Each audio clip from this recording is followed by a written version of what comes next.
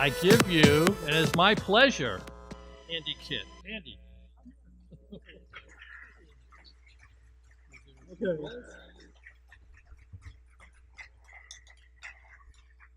All right. Hi, I'm Andy Kitt. I am not a ufologist. Actually, I'm a ghost hunter. And why I got called into this, I think a speaker dropped out and they needed somebody fast. And since I'm based 4 miles down the road, it's like, wait, I got something that helps. You know, because skepticism is something that affects all fields of paranormal inquiry. And the research, and there is a lot of research into all these fields, ghost hunting, spirit mediumship.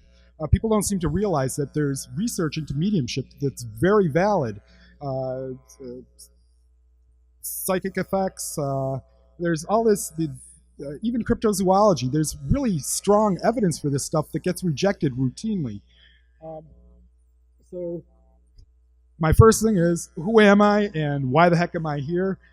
Just so you know, I'm not one of those guys who my whole life I've been following this stuff. When I was young, yeah, I read the books. You know, I watched, what was it, In Search Of with Leonard Nimoy. You know, ooh, great show. But, you know, all the pop culture books, I read them just, you know, out of curiosity. If the Exeter Fest took place 15 years ago, I wouldn't have attended. I would have thought, it's crap, I'm not going to go. And then almost 10 years to the day, 10 years ago today, in fact, I would have been notified I'd be on my way to Syracuse right now because my father had cancer at the time and he had congestive heart failure, and we knew that his time was very limited. So I went to Syracuse to help my mother process while my father was dying, and then I stuck around for 6 weeks after he passed.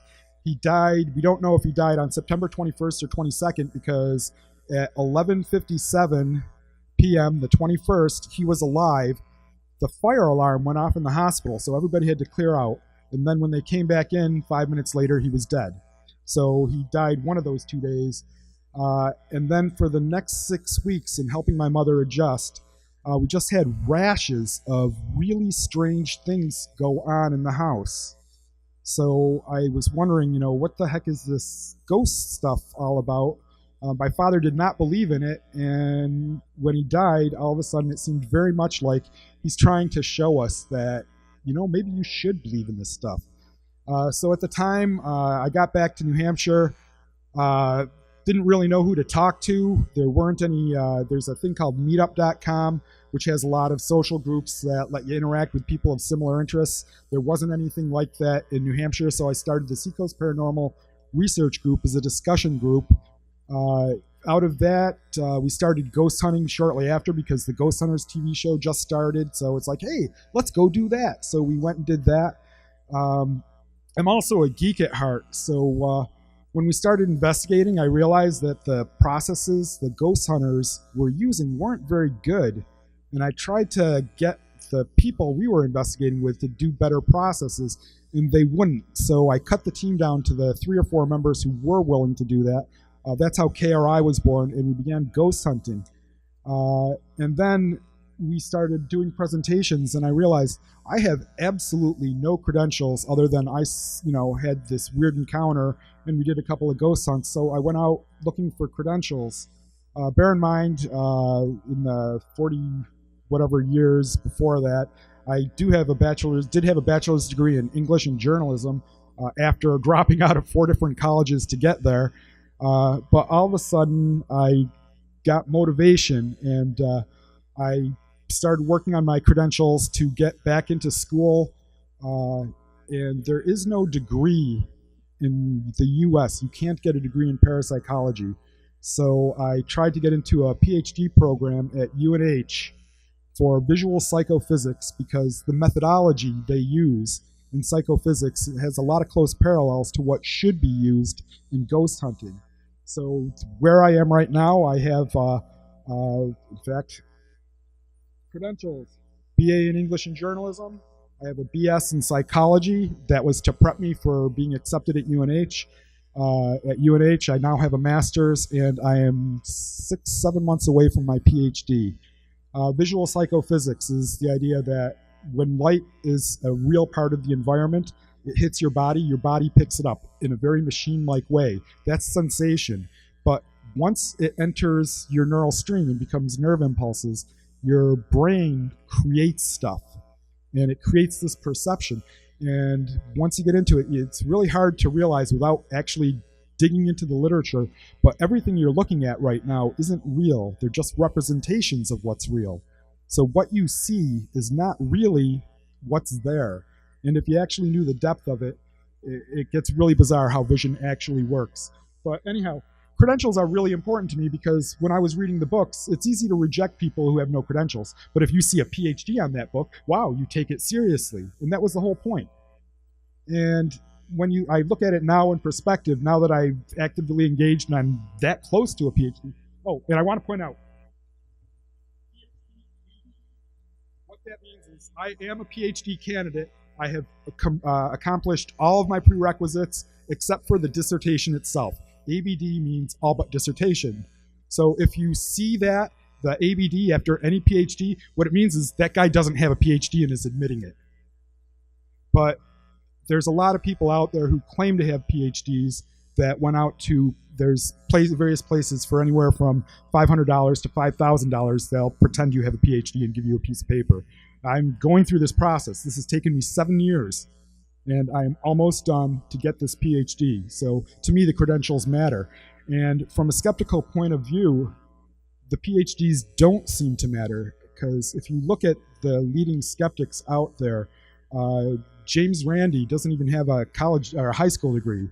Phil Klass, UFO skeptic, had a bachelor's degree. Brian Denning, Paul Kurtz are noted skeptics. They have PhDs in philosophy, which isn't science. Michael Shermer is another very leading skeptic. His PhD is in history. Joe Nickell is another huge skeptic. His PhD is in English. He actually does research into folklore. These people don't have the core information to be saying the things they say.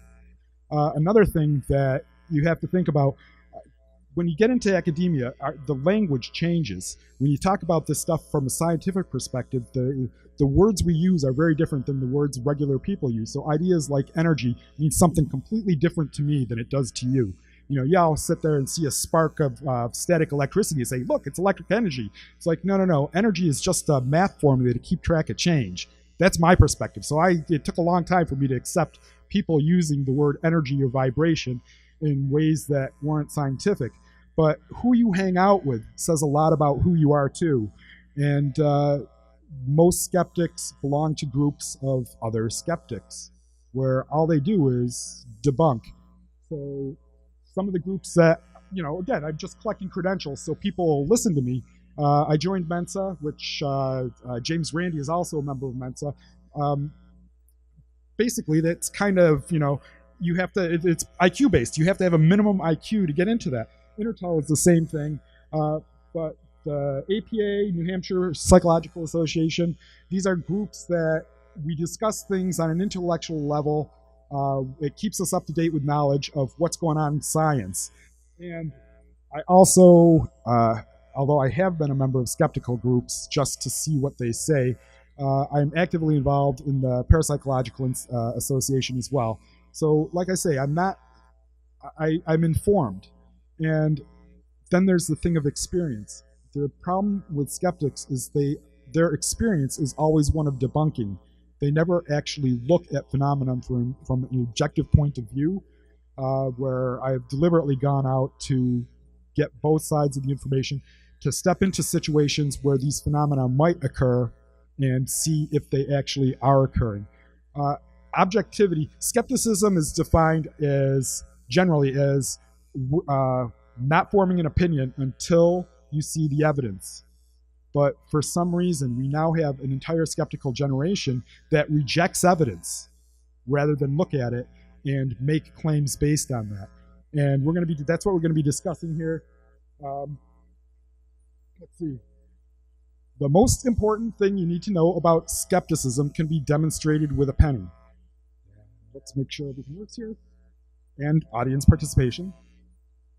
So this is called the gambler's fallacy. Imagine that I pull a penny out of my pocket.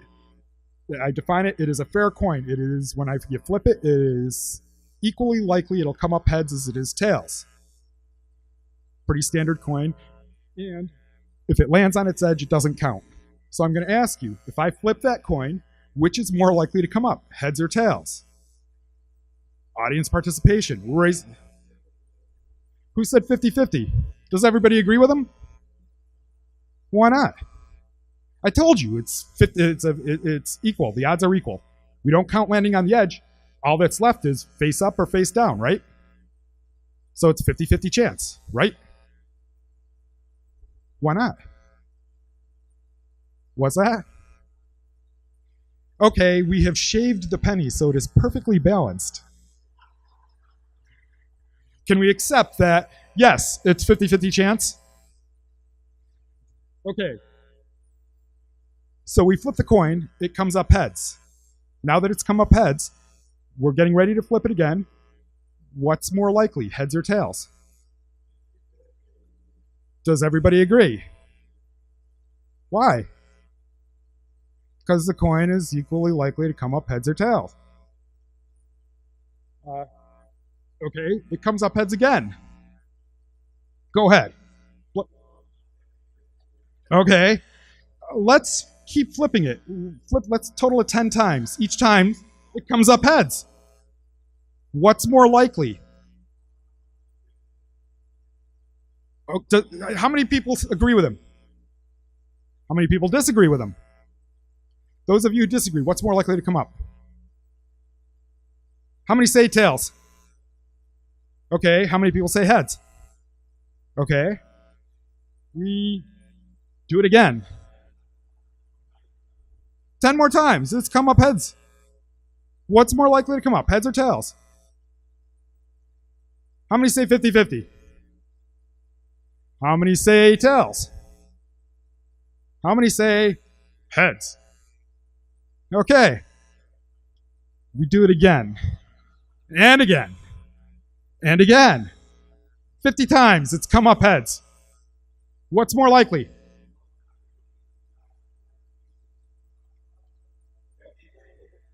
All right. What that makes you is a skeptic. It means, okay, just statistically speaking, bear in mind, people have done a lot of research on this. You know, there's at least 3 or 4 academic journals that have done studies on why people, the real truth of the matter is 85% of the people will say, if it comes up heads 50 times in a row, it'll come up tails next because it's due. A very small percentage, and by the way, after the 10 flip thing, when this was done to me, after 10 flips, I was one of the people who said, well, heads. You know, the heads is more likely. Small percentage will do that, and an even smaller percentage will come up with the right answer. It's the way I presented it. If I presented it a certain way, 85% of this room would have said that, in fact, tails is more likely because it's due. And this says something about you. Logically speaking, it is 50-50.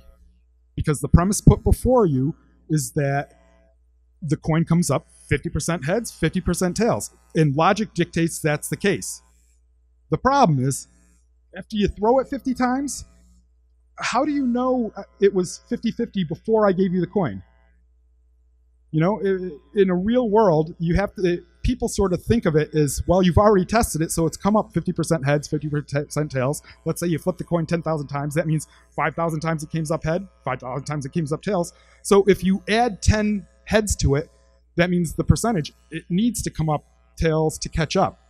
And there's nothing wrong with that logic. It's just not logic. The reason I said it's going to come up heads is because, you know, after 10 times heads, I don't believe you when it's a fair coin, that it's a fair coin. I think you lied. And that's science. Science is when you sit there and run an experiment and the experiment shows that your premise is wrong, you reject the premise. And that's really the difference between skepticism, objectivity, and the rest of us. The scientist sits there and looks at the evidence and sees what it says about existing premises. The skeptic refuses to look at the evidence. The premise is the premise, and it always will be. And logically, they're right. That's philosophy, not empiricism. And that really is the difference. Oh, I already said that. Wow. Bear in mind, I teach psychology at UNH, so these are really ugly slides because this is how I teach. I'm expecting you all to write notes down as I speak, And that's just the way it is. And there's no pretty pictures except for where I need them. But this is what I do. And the slides are not here for you to read. They're here to remind me what the heck to tell you. So keep that in mind as you see this stuff. So when the heck do you give up the idea that that's a fair coin? And the longer you cling to the premise in face of the evidence, the more skeptical you are. It means you're putting more emphasis on what you know than what you are actually seeing. And this is a huge problem because, people sit there and they say things like, well, all it takes is to have a UFO land in front of a skeptic and he'll change his mind. Not necessarily. The bottom line is he's clinging to the premise. He will come up with an excuse. He'll look behind the scenes to find the guy who made this hoax for him because it doesn't fit the premise. It's clinging. It's reactionary pseudo-intellectualism. It's a term I like to stick with because that's all it is. They believe that their grip on science is strong enough that it overrides what's actually happening. So often they refuse to look at the evidence when in fact the evidence shows them what is actually going on. Let me see what the next slide is. Rationalism. By the way, this was a huge thing. 1650, René Descartes came up with his whole idea of dualism. He did that so science could do what science does. And he came up with this idea that, there's a physical world that, we can look at and touch and stuff. And at the time, the church was trying to slow science down. He said, well, religion has to do with our heads and the decisions we make. And that's all non-physical phenomenon. So science can look at all the physical stuff because that's true for everybody.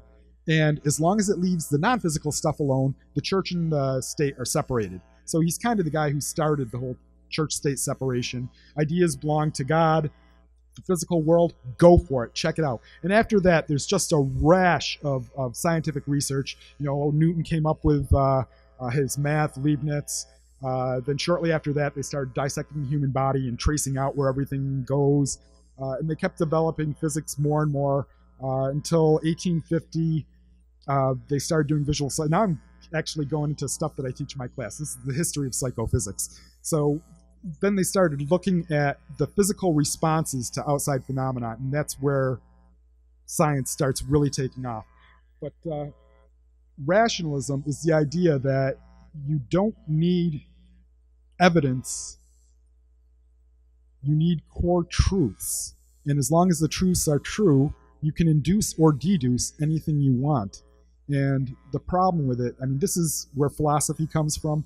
The problem with it is that there's nothing you can point at and say it's true. And if the evidence contradicts the truth, then you have a real problem. And that's why rationalism, philosophy died out and empiricism took over, because all of a sudden now they're looking at the evidence and seeing what the evidence says instead of seeing what you can deduce out of all this stuff going around you. Let's see what else. Whoa. Rule number 1, nothing is known. And by the way, scientists know this. In fact, Einstein used to say that, here's my theory, there is no amount of research and testing, there's no amount of experimentation that can prove I'm right.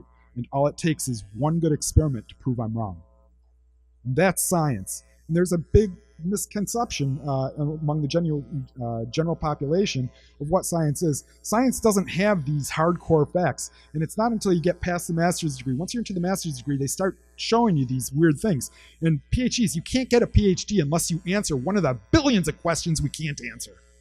That's the whole point of doing science, is to answer these extra questions. What science has done has been miraculous, and they answer very fine yes-no questions all the time. The problem is they're little pinpricks in the fabric of what could be known. So there are plenty of loopholes through which all this stuff can be happening. Proof. There's a lot of talk about proof. Proof is entirely subjective. Nothing can be proven to science or to anybody else. Proof is you accepting evidence of something to the point where you are satisfied it is true over something else. It is up to you. The only cases that's not true is in math, where the proofs are predefined, and the law, because you need to be able to say yes or no. So proof for the law is something else entirely. And another thing that happens with skepticism is the rejection of evidence. There's a lot of experimental evidence out there that gets routinely rejected because the idea that extraordinary claims require extraordinary evidence. There's no such thing as extraordinary evidence. That's up to the observer too. You know, what makes an alien so extraordinary? If it exists, it exists. So the idea that it's extraordinary is just what it does to your head. It's entirely internal. So the real question that individuals need to ask is not whether or not the evidence is extraordinary, is whether or not it's swaying, which means check credentials of the source. If weirdo wino Joe comes running up to you saying, "Oh my God, I saw an alien craft," you have the right to reject that maybe the guy's drinking. But when an airline pilot says the same thing, he's really credible. He has the skills to identify this thing, and he still can't identify it. He's in the sky all the time, and he sees these things. So airline pilot evidence is very, very strong, and the strength of the evidence depends on the strength of the credentials and the background of everything that's going on. So I'm going to take this into math because this is the kind of stuff I do. There's something called bias, and this is what skepticism is. Skepticism's biased against. Believer, absolute credulity, is biased for.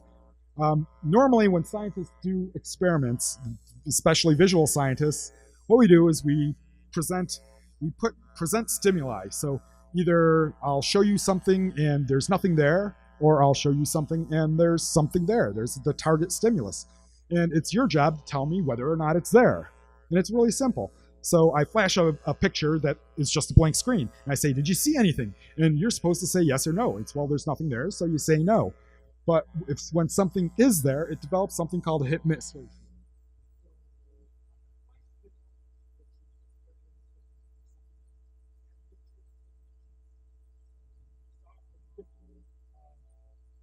When there's no signal, if you say you didn't see it, then you rejected it correctly. You didn't see it, and you were right.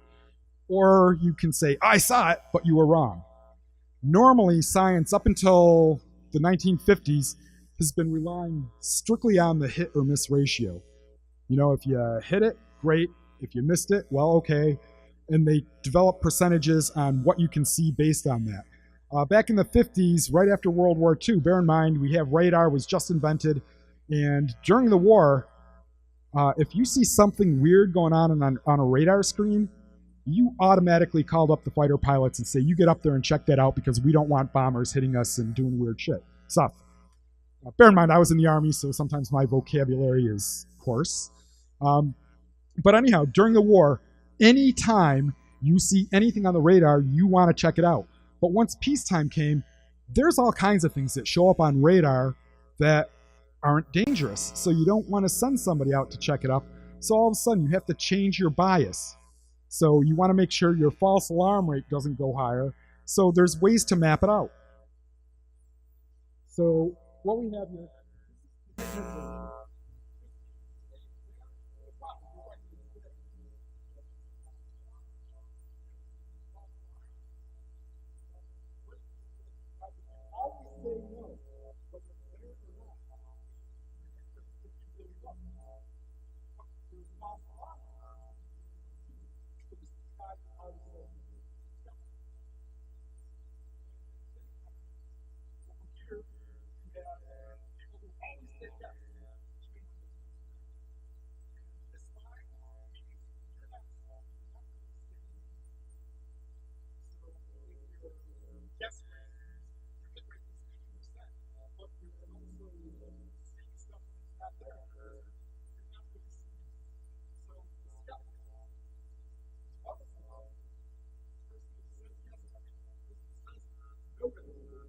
Both doing the same thing.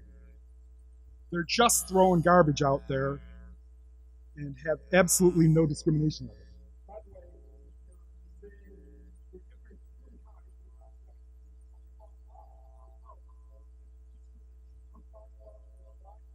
tells you how good an observer you actually are. And if you roll it on its side, you can see this better. How far you are from the center point is the bias.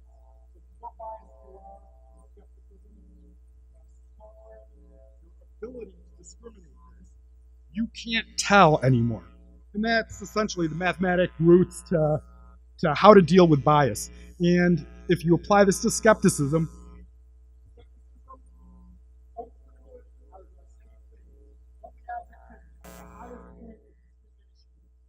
for the objective person. So when Richard Dolan says there's a gray box for stuff you really can't back up that's poorly supported, listen to him, because there's some things you can't say yes to everything, because what you end up taking too much time out to investigate phenomenon that may or may not provide valuable information. Excuse me. But at the same time, if you say no to everything, then science doesn't move forward. Science only tries to answer questions. If you answer prematurely and say no, that stops further investigation. There is no difference between credulity and incredulity. See, I know this stuff already, so I say it faster than I click the slides. So, okay. Skeptics, there are certain fallacies that they project, these are things coming from very important people. Carl Sagan, I don't remember, this is a philosophical point that he would repeat, he didn't actually come up with it. He used to say correlation does not imply causation.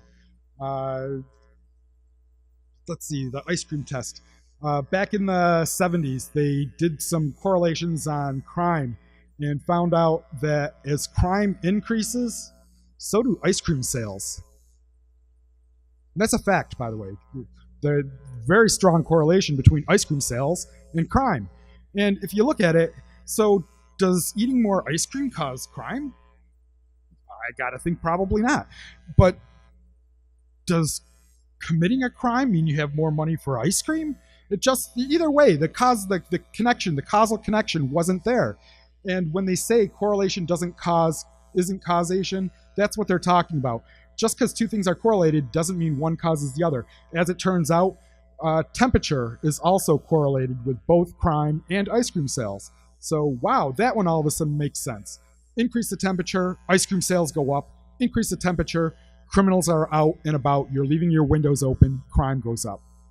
So that's what they're talking about. But at the same time, it is in fact, even logically, it is in fact an inverse correlation. You cannot have a causation, you cannot determine causation without a correlation.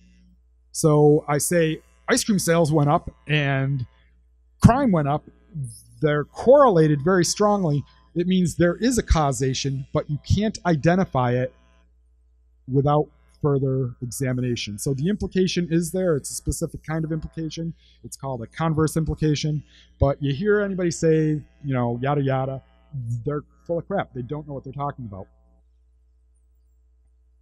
You will forgive me if I babble a lot. I have a real problem with digressing. But also, I had to throw this together in 2 weeks before this thing, so we're doing what we can. Proof is up to the claimant. The actual quote, Carl Sagan loved this one, is the burden of proof is up to the claimant. First, did anybody know Carl Sagan was a huge UFO skeptic? He used to say that if UFOs were coming to Earth, they only did it in ancient history, at least 50,000 years ago. The reason he put that caveat on there is his first book proves that the moons of Mars were placed in orbit, that they are not natural orbiting objects. And that's Carl Sagan did that mathematically. If you want to look it up, it's Intelligent Life in the Universe. He wrote it in the early 60s with a guy named Ivan Shklovsky, but it's fascinating, if deep and rather boring reading, but yeah, the moons of Mars were placed in orbit. He doesn't say who or why, but you got to draw the conclusions. Proof is up to the claimant. And no, because proof is entirely, only in law and math, proof is up to the claimant. For all the rest of us, Proof is subjective. So when you decide something is proven, that's when you reach your own threshold.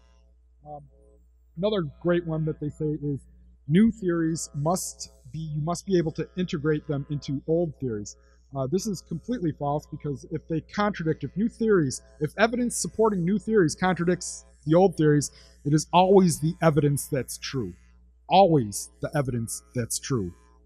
So there are no old theories written in stone. And by the way, Darwin's theory is in real jeopardy because of something called epigenetics. We know that survival of the fittest is not the primary driving force of evolution. Evolution, yes, it occurs, but it is not genetics doing it. It is not random selection. So the laws of physics can't be violated. Does anybody know what a law of physics actually is? It's a mathematical relationship. So the law of gravity isn't what goes up must come down. It's a formula that tells you at what rate that happens. And when you find an instance when that law doesn't work, you have a hole that a PhD should dive into and find out why. Not only the laws of physics aren't things that nature does. Nature doesn't run around trying to obey these laws. There's no, godlike physics cops making sure every atom follows the laws of nature. The laws of nature are things we put on these things. We observe these patterns, we write down the patterns, make formulas so we know what to expect. Science works not to find out the truth, but to make things predictable so we can make use of them. The theories of science are just models by which we get to think of stuff. How many people remember high school chemistry? They taught you, let's see, we have protons and neutrons in this core nucleus with a lot of electrons spinning around. That is completely not true, and we know this. In fact, that's what all quantum physics is about, how that's just not true. We know that's not true, but they still teach it in high school. They still teach it in college because it's a good model. It's a good way to think about it. But it is not an accurate model. So laws of physics are there to make things predictable. If you find something outside of that, you have new and interesting information you should be pursuing, not stopping because, oh my God, it doesn't work. It does work because if you think about aliens, are they here? It's great. We see weird craft in the sky. The evidence is overwhelming. The craft is there. Now the question is, where do they come from? If we can safely say that they're coming from another galaxy, I gotta tell you, it means the Einsteinian laws that say you can't go faster than the speed of light are wrong. They found a way, because there's no way they're taking 100 years to get here. I gotta tell you, I have a hard time going 20 minutes to go to the grocery store. I am not gonna spend 100 years to go look at a planet I know nothing about. They have a way. Evidence overwhelms the theories. Evidence overwhelms the laws. The laws are things we create to describe reality. They are not things nature abides by. They are the norm, or we wouldn't have observed them. But when there is evidence that something else happens, something else can happen too. So this is really funny. The laws of thermodynamics come up a lot in debunking, parapsychology. When the simple fact is the laws of thermodynamics were designed to describe how engines work. And they really don't work very well once you step out of that paradigm. So all new claims must be vetted by the scientific method. What they're trying to say is, well, if you can't run an experiment on it, then what you're saying is nonsense. And this is garbage because 90% of science has nothing to do with experiments. In fact, zoology, a lot of parts of biology, botany, there's a lot of sciences out there that do no experiments. All they do is sit down and watch, record, catalog, and that's it. The entire science. Archaeology, there's no experiments conducted in archaeology. And yet, that is a valid science. Does everybody recognize what this is? Now do I or don't I? Okay, I'm going to No, I got to do this now. The next few slides are out of order. I meant to change them, but when I walked in here to change them, the slides were already on the screen. It's like, I'm not going to take that down and put it back up. So this is the Big Dipper. The only reason it looks like this is because we're, whatever, 50 billion miles away from any other angle. These stars are not on a flat plane of stuff. This one might be way over here. That one might be way over there. This one might be here. If you turn it, if you looked at this from a different angle, it would look entirely different. And as an example, what is it? Okay, from this angle, because if this was a 3D projection, you can see that this is right here, this is out here, and this is on the far side from a different angle. And you can do this with a CAD. You can arrange these things. If you change the angle, they look like that. So what does it look like now? I do vision studies, so I said, oh, it looks like an eye. Look, there's the cornea of the eyeball. Oh, that's the optic nerve, because I'm a geek and that's what I do. Same thing, what does it look like now? You're Charlie Brown, hey, you know? The bottom line is, when you are looking at two-dimensional objects, this is a three-dimensional reality. What you see depends on your perspective. This is true of the ideas in your head, too.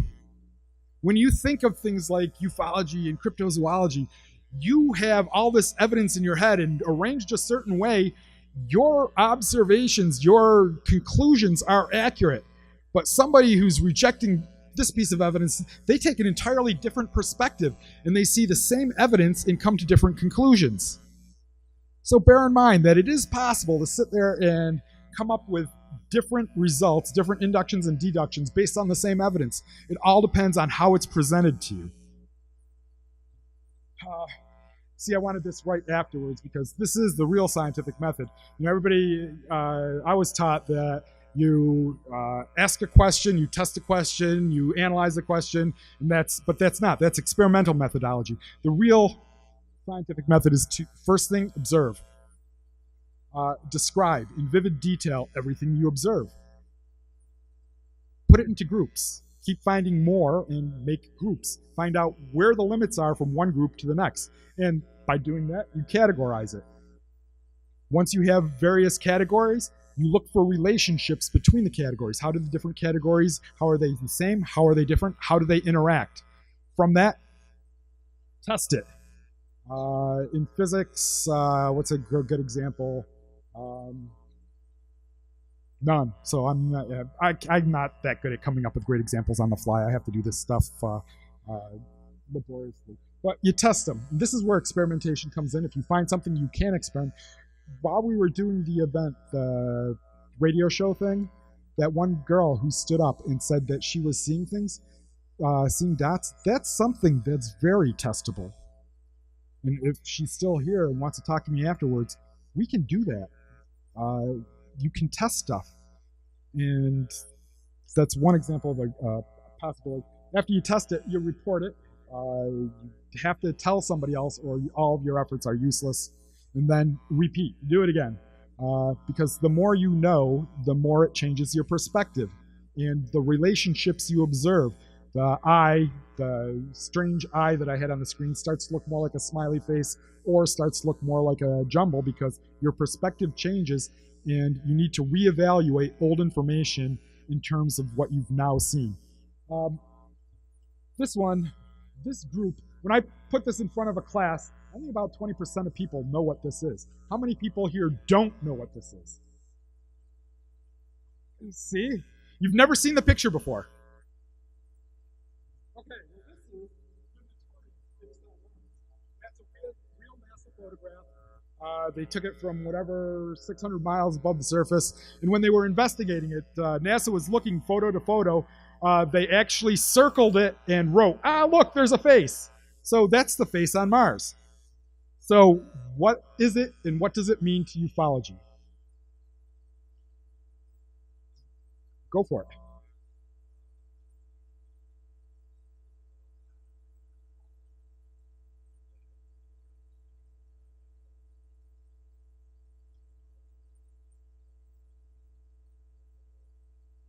Okay.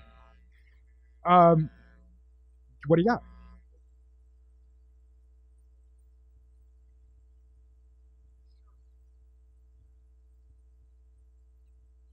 Well, objectively, what is it? That's a pretty pattern on the surface of a planet. And to demonstrate that, what is that? Pretty path, that's a rock. And talking about perspective, oh, what is that? That's before the jaw fell off for those New Hampshireites who are taking offense. But what is that? It's a rock that takes on the image. And the difference between this and this is we know this one was intentional. We know who did this and why. It's a matter of historical record, a very, very long historical record, because the guy who did that's kind of crazy. Uh, he really did. He built a chamber in the mountain behind it to keep secret information. It really is there, and they really will not allow you to go there. You can see it.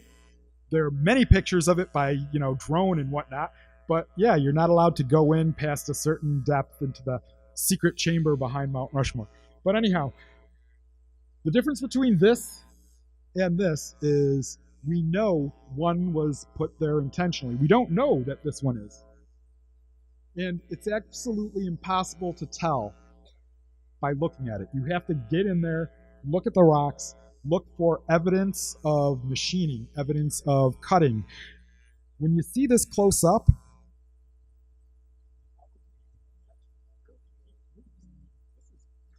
you look at this thing through a telescope, it's not smooth texture at all. It's these weird groove-like things, which is really good evidence that thing was made. Yes, yes, it could.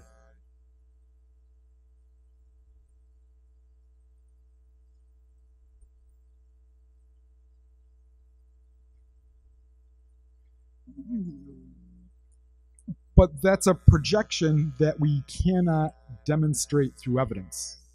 So you can say that all you want. And what does that do for you on that horizontal line with the curve? Well, you're saying stuff you can't support. It's not particularly objective. It's interesting, but it's unsupported. On the other end, to say that there's no way that happened puts you on the other end.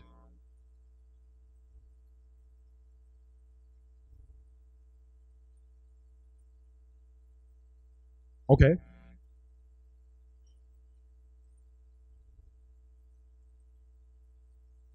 Okay. I can live with that. So you're basically just took the higher power thing off the table because I did say, did a human do it? A human leaves marks. So yeah, maybe a higher power did that. Maybe a higher power did that. I have evidence that a human did that. I have no evidence a human did that. So if a higher power did one, I'd say that one. But at the same time, we have this. We have no foot on the ground information about this thing. All we know is it looks like a face. And faces can occur naturally, so the only way to assert anything is to get somebody on the ground and look for evidence that it was placed there. So, is it evidence of alien technology? No. Until you get there and find out. Here's another. Everybody by now has seen this. How many people see it as white and gold? Or gold and, white and gold. So we do have a few people, but science knows how the people who see it as white and gold are. What they don't know is why there's two different categories. Everybody should see it one way, or everybody should see it the other way. But this is programmed in. There's this thing there's a Bayesian preference where our brain has lots of ways to see everything we see, and it picks the best one. And for some people, the best one is that this background light means all this is in shadow, so you're actually seeing white and gold. Where for some of us, the best one is no, it's blue and black, and that's all there is to it. Actually, it's neither. It's blue and brown. I actually did the pixel by pixel test, and the blue is overwhelmingly blue, and the black is actually brown. So, and brown, by the way, is dark yellow. For those of you who didn't know, there's no individual color. I think it's a brilliant one. I would love to be able to duplicate that.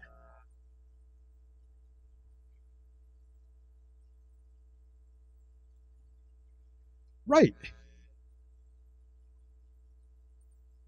It's actually your perception is making it look bad. Okay.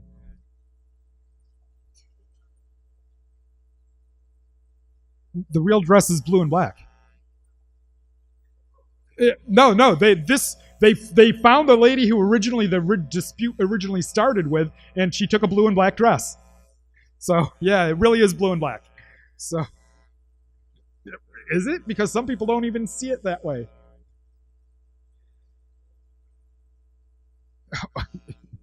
Wow, was that ever helpful? So you have a question.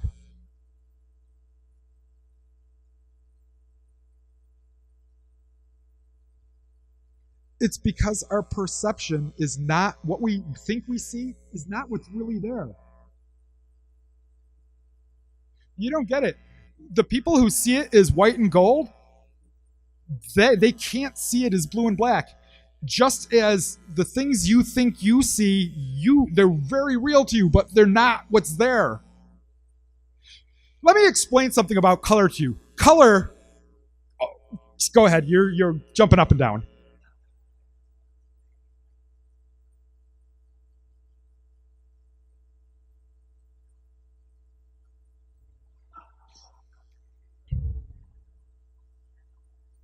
Right.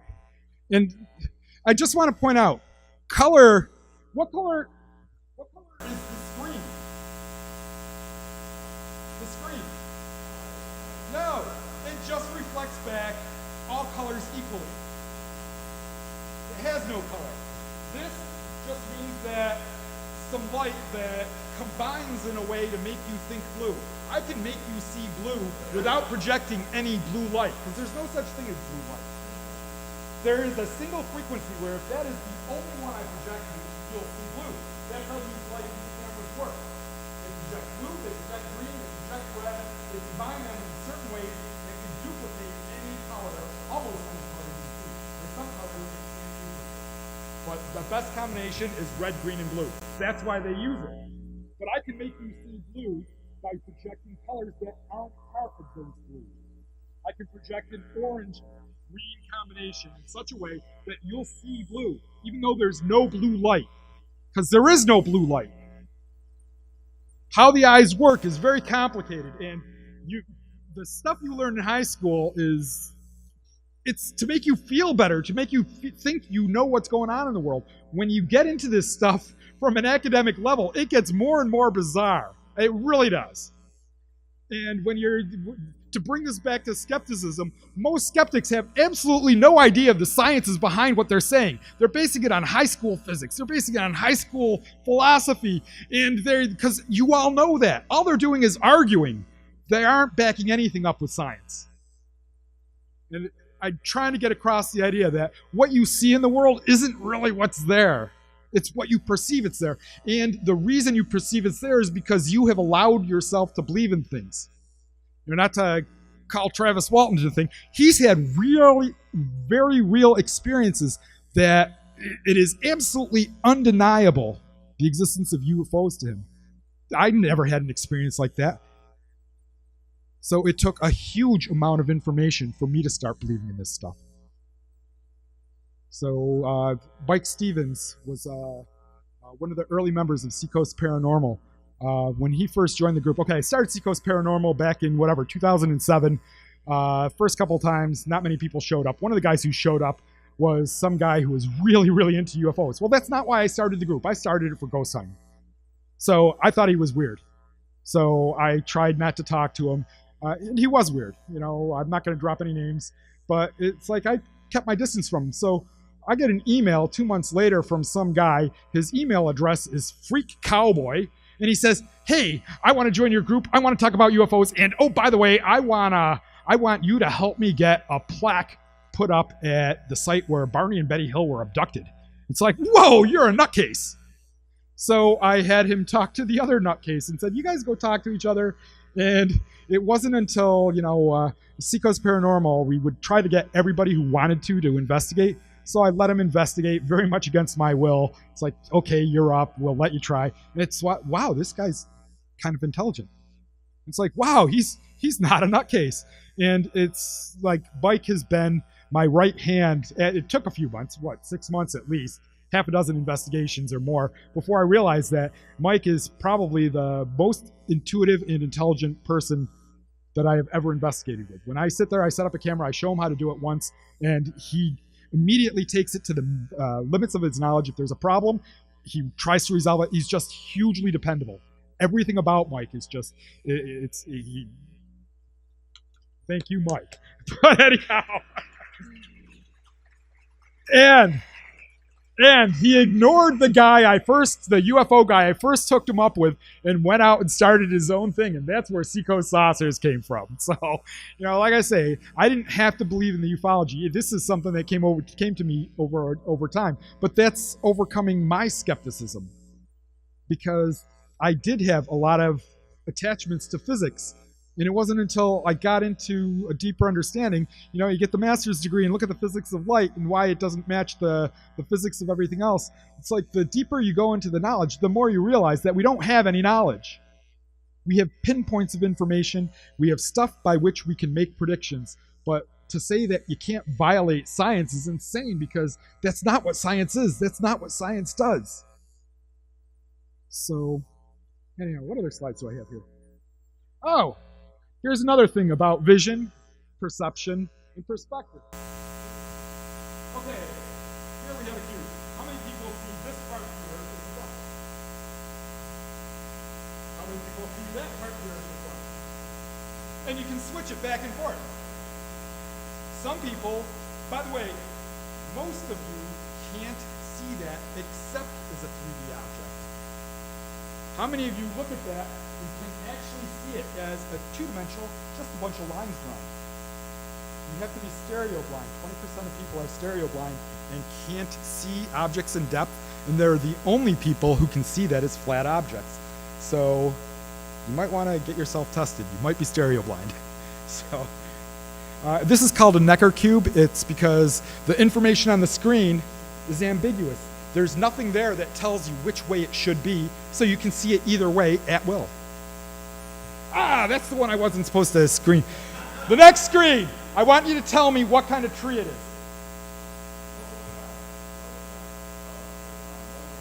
And how long did it take you to see the monkey and the lion? In class, I had somebody sit right here, and they can't see it. It takes them 5 minutes to see the monkey and the lion. And the fish and the birds. But if you tell people to look for the tree, they don't notice the monkey and the lion right away. If you're close, it's even harder to see it. But once you can see it, you can never unsee it. Which is another reason why skeptics are very, very, very strongly linked to rejecting everything. It's built in. Once you know something, you can't unknow it.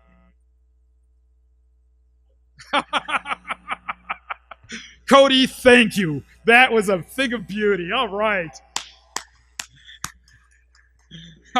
So, like I say, you can't unknow stuff.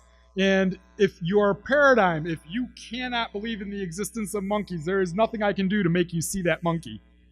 So, if I try, it creates, even if you do see the monkey, if you absolutely don't believe in it, there's something called cognitive dissonance. This happens to anybody with strongly held emotional beliefs. But when somebody presents you with facts that contradict what you know in your heart to be true, you'll reject it, and it'll make you glitch out. You think all messed up and you don't know what to do. When you confront somebody with proof to something that should prove to them that they're wrong, if it's an emotionally held belief, your brain reacts very violently, and it can create all kinds of very serious mental problems. This happens routinely. This was first noticed by religious fundamentalists who insisted that the Earth is going to end on such and such a day. Their founder, I can't remember, something Miller, gave a specific date and time for when the Earth was going to end. So they all went on top of a mountain to protect themselves and waited for that time and day to occur. And ooh, it happened, and they went down, and it's like, oh my God, nobody's dead. What happened? And then it's like, well, we can't be wrong. So they said, oh my God, there's a miscalculation. It's this date. It's this date. It's like flipping the coin. You know, the first time I flip it, no, reality hasn't changed. I flip it 10 times. It only took me 10 times to realize something's wrong with that coin. By the way, statistically, if I flip a coin, 70% of the time it comes up heads. If I flip it 50 times in the 70% ratio, you have scientific proof that that coin is not equal. So that's all it takes. 7 out of 10, 5 tries of flipping 10 times in a row. That's all science requires, and that is not a fair coin anymore. Which side is darker? Top or bottom? Hold your finger.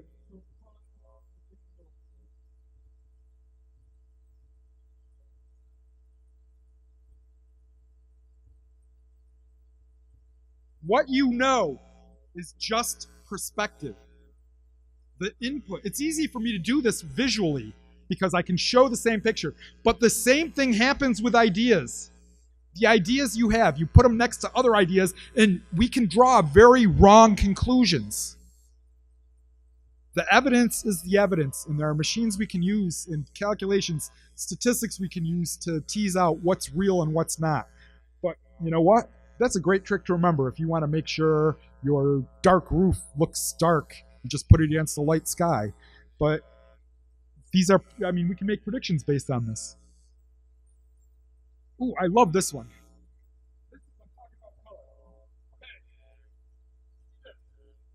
Now, there is several blocks over on this screen that are the exact same color as this. I want somebody to just scream out when my finger crosses.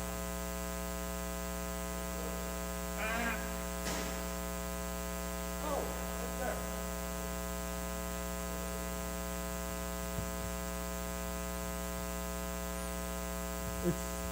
These are the squares that appear blue. These squares that leave yellow. Bear in mind the color. For me to do this is kind of weird. But this is the actual color of the blue box. What you think is blue? Are these yellow ones? That is the actual color without the other stuff around it. And to prove it, this is the color. This is next to the blue. Notice this one still looks much brighter blue, but now that you know that one's gray, you see it as gray. It is exactly the same. The blue in this is the same as the yellow in that. What you see depends on what you think. Depends on what you already think. And the relationships between them. So here's this thing again. Something really weird happens when you take this picture, put it in Photoshop, and reverse the colors. So you have a color negative. That's what they see. That's the negative.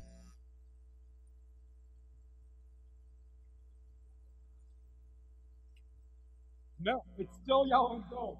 Yeah, and they see it differently. What they see is this is the black. This is the black. That's what they see. So when they see, I go from this one. Correct me if I'm wrong. This is what you see as white, right? They see it as gold. So, like I said, that may be just a weird coincidence, but it's worth testing. And as far as I know, there's a lot of people who explain what exactly is going on. The news was all over scientific explanation. There's no scientific explanation, and nobody's done the research on it yet. And if somebody can come up with this, we can do really, really interesting things visually with people in movies and whatnot. So the bottom line here is, wow, I can't believe I babbled for an hour already. What you think you know is based on relationships between all your preconceived notions, the things you have accepted as truth. Some of the things you accept as truth have really bad evidence and you don't even know it. And this is the point of science, is to isolate ourselves from our preconceived notions. Skeptics don't do it. To them, what we know is what we know, and there's no amount of evidence that can change that. But at the same time, we have people who believe in things that are very far-fetched.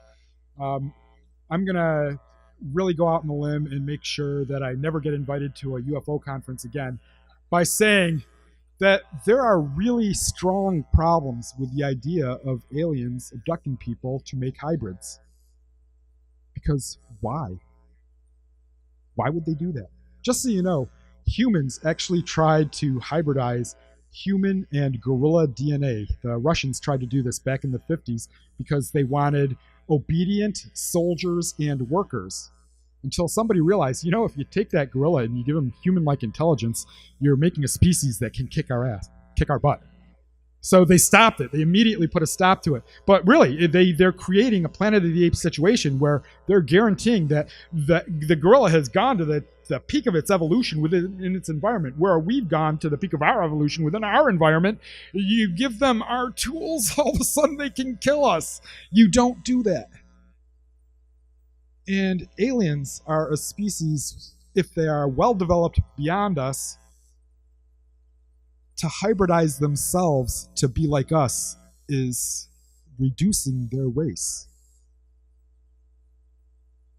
So for me to believe, like I say, I'm not saying it's not true, but for me to believe that hybridization is the reason for any abduction, somebody has to answer that question for me.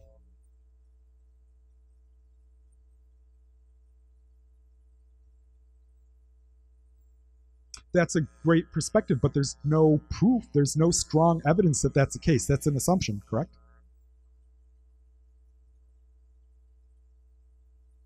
We have really good reason to believe that they're taking DNA of some subjects already. There's a lot of comments of people who have been impregnated and the fetus removed before delivery. That evidence is out there. The question is who's doing it. And, not to sound weird, bear in mind, I'm not a ufologist. I do ghost hunting. But when I heard that, I do know that the government is looking for stem cells, and they can't do it legally.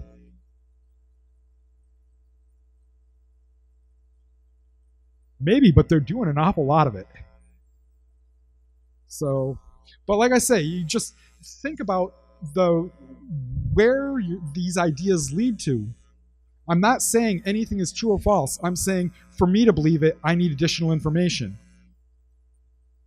And for you to believe certain things, look at the information behind it.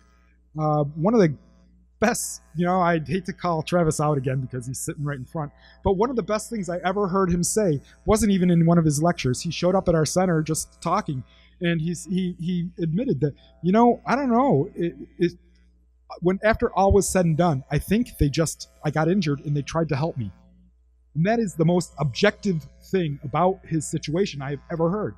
And it's like, they're not necessarily bad.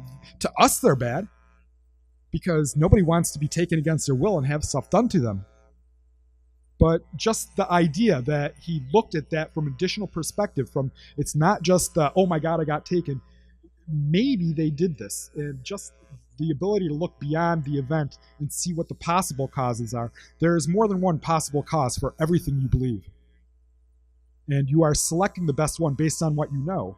So increase the information you know, and you have more to choose from. And what else do I have? Okay, so I'm going to close this before I open up to questions. Just a few things people need to do to conduct better ufology. These are ways to do good science. Observe. Well, there's not much we can do to observe because we don't know where they're going to show up. But describe. Has anybody gone on the National UFO reporting site? They really don't ask for that much information. The questions on the MUFON exams are kind of leading. They don't ask enough questions. Bear in mind, skeptics like to say, well, it was probably just Venus. If you put on the questionnaire, why do you think what you saw wasn't a satellite or wasn't Venus or wasn't a plane? Because people are very good at separating. It's routine. When you see something new, you describe it as like it's something, But when you ask, why is it not this, you come up with entirely different information. So ask more, how is it not like questions. So I know MUFON, I don't know if they still do it, but it's like, well, how big was it? Was it bigger than an aspirin held at arm's length? Was it bigger than, and those are great questions, but you also have to ask, how was it not like this? Categorize. It is okay to say, I don't know, and that's why I love Richard Dolan's. There's a gray box out there full of stuff we don't have enough information to draw conclusions on, so stop drawing conclusions. Put it in the gray box and wait until more information correlates with it, because we can do that.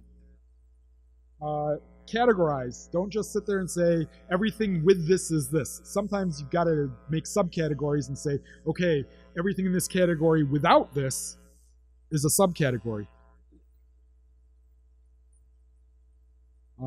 Computing. This one is really, because this I'm actually Paul Eno mentioned I'm going to be on his radio show next week, and that's about EVP. One of the things that people don't realize about EVP is that how we recognize voices is really incredibly bizarre, but the fact is we are really good at recognizing voices.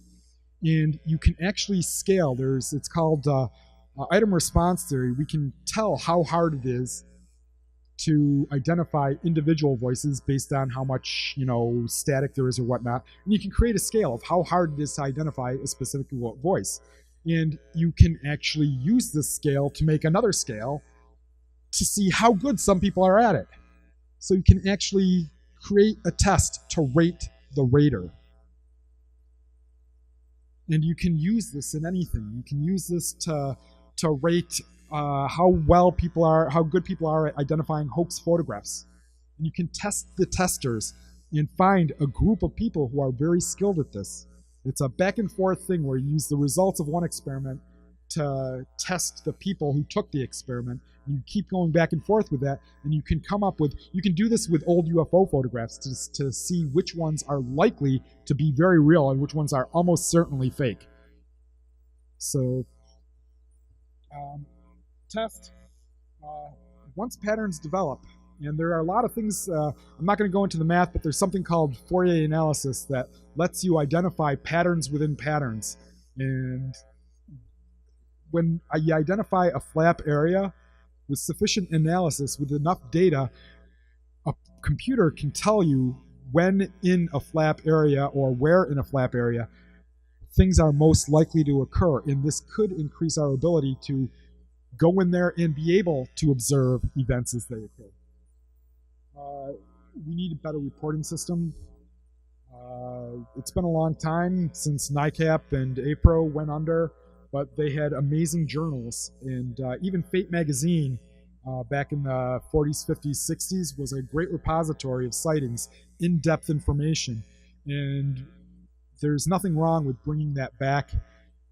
If it exists, bear in mind, I don't do ufology, so there may be journals, but they're not particularly accessible, and they're not particularly informational. The only UFO journal I've read in the last 10 years was MUFON's, and it's not a journal. I didn't find it to be particularly academic. So better information from people who can provide better information. And then repeat. There's a lot of pre-existing data out there. John Mack did some really amazing studies on the abduction phenomena, 20, 30 years ago. Revisit his data, and again, we got really powerful computers. We can do things with his data that he couldn't do then. Richard Hall, even earlier, demonstrated by analyzing sightings across broad time that the propulsion system was probably gravitic. Science has come a long way since then. We can reanalyze that data and see if it holds up. But bear in mind, at UNH, what I do is visual psychophysics, so I have a special skill set in analyzing two-dimensional pictures. These are the Heflin photos. They were taken, late 60s. This guy was an insurance adjuster driving around. He had his insurance company's Polaroid on the front seat, sees this, doesn't even get out of the car, takes 3 pictures of this thing taking off and moving by. Skeptics claim that using software, they've been able to determine that there are problems that is that if you think back to bias, the program was designed to find cracks on, like reentry vehicles, space shuttles, and stuff. So the program is designed to find cracks, even if they're not there, just in case. And the same software they used to find strings here, they found strings on, they're called the Cottingley Ferry pictures. Has anybody seen this? Anybody know what I'm talking about? There's 5 pictures taken by 2 little girls back in like 1918. The software that found strings here found strings there too.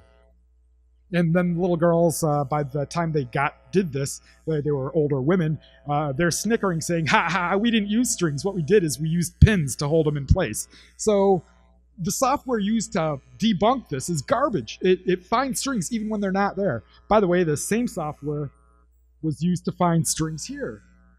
There's some brilliant photographic analysis done on these photos already, based on the idea that the more haze develops. And those haze experiments were done, I think the guy's name is McAfee, but they demonstrate these are probably distant objects. But also, there's something visual angle. The farther away something is, the smaller it is. And it's an angle. I can take that and go from here to here, I can measure that, that's a known object, and I can tell you exactly how far that is from the camera. And we have another one here. It doesn't matter if we move forward or backward. I can tell you how far away that is. And you can do that to analyze all kinds of parts of this photo. And with that, you can also analyze this and make assumptions on how that can move. And in in-depth computer analysis from multiple perspectives, I can create a CAD diagram that shows you exactly where those things are. And this is the kind of thing that we can do, that we don't do. And, where does ufology go? One of the biggest disappointments I have is that ufology, bear in mind, I'm not in the field, but there used to be a lot of PhDs, physicists, optical experts in the field saying meaningful things, astronomers. The PhDs aren't there so much anymore, or they're not being heard enough. And the information they can add, they have a whole new level of information. They kind of see behind the scenes of what we learned in high school. They know the gaps. So we're talking about trying to recruit more people into disclosure. The first people you should be recruiting is the people who can make this information. Skeptics are relying on philosophy and garbage science. If we relied on real science, the truth is there, and science can only find it. You can't reject the overwhelming amount of evidence. Now it's a matter of, let's see what's actually going on. If I can tell you how big that craft is, we can make assumptions on what we're actually dealing with and how to find more. We got a few minutes for questions. I'm sorry I babbled. What do you got?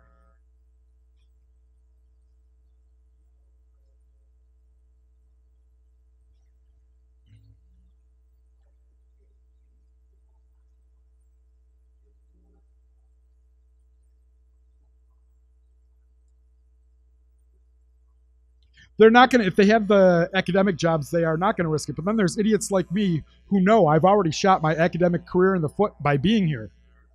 So, yeah, I'm telling you what, I'm actually thinking about this, doing GoFundMe. You give me $50,000, I will spend 6 months and give you the best data analysis you've ever seen on these photos. It's too late. My name is already... That's true. And they actually tried that. Professor of physics did some research into parapsychology, into psychics, and he did it, published anonymously. Somebody found out, and James Randi outed him in Flim Flam. So it doesn't hold up very well. Right? The other extreme, I call them just overbelievers, overzealots. Okay, here's one important difference that I didn't say.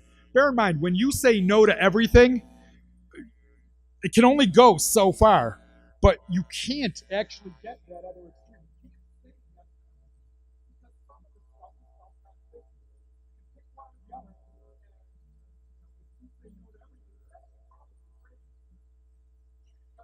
It's like, is that penny there or isn't it? And for you to say yes to both means something's wrong with your brain. or something's wrong with reality. So, so like I say, the yes sayer is going to be far less common than the guy who says no to everything. So, but anyhow, I hope I didn't bore anybody. I hope that you got something out of this. And if there's any one thing I want you to walk out of here with, it's that what you think you know is based on the things you think you've accepted. It's all happening passively. Your decisions are happening under a level. You think you are making decisions, but they're based on other things. It is very important to look at additional information, get as much information as you can before you finalize any decision, because once you finalize it, you have biased every future decision based on that information. So I hope you love the fest. I feel embarrassed that they had me of all people end it for you, but here it is. It's 4 o'clock. Go home. Oh, thanks.